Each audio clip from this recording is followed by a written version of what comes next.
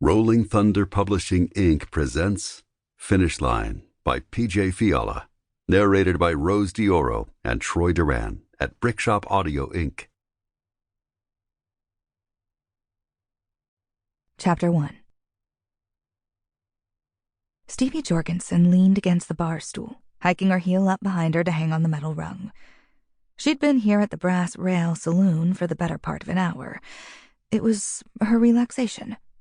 She came in after her day was done, had a couple of bourbons, beat a few guys at pool, and strutted home, hopefully with a few extra dollars in her pocket. She preferred playing for $1 and a drink, which usually meant she drank for free and made a little money. Picking up the drink from the oak-covered ledge next to her, she sipped the fiery bourbon and closed her eyes as the warmth slid down her throat and settled low in her belly. Man, she loved that feeling. It made her feel alive. Laughter erupted across the bar.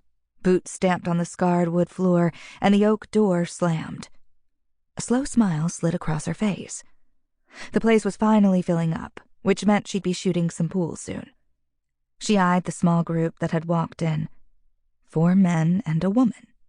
They pulled up to a tall table on the other side of the half wall where she stood. She didn't recognize these folks, which wasn't unusual this time of year. The Derby brought in loads of new faces. The group was clearly friends, as they jovially teased and taunted each other while their drinks were served. She kind of envied that.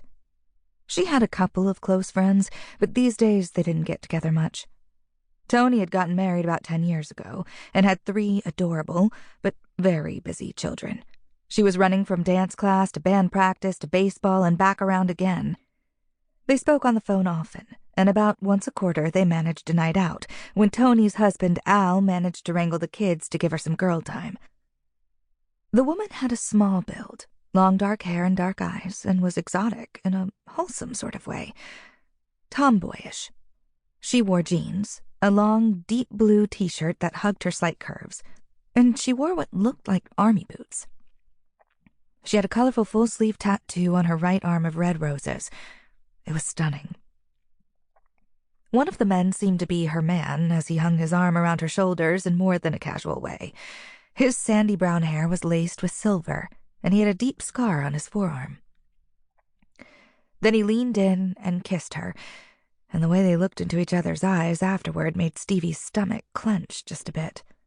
She sipped the warm amber liquid in her glass and let the fire settle the churning.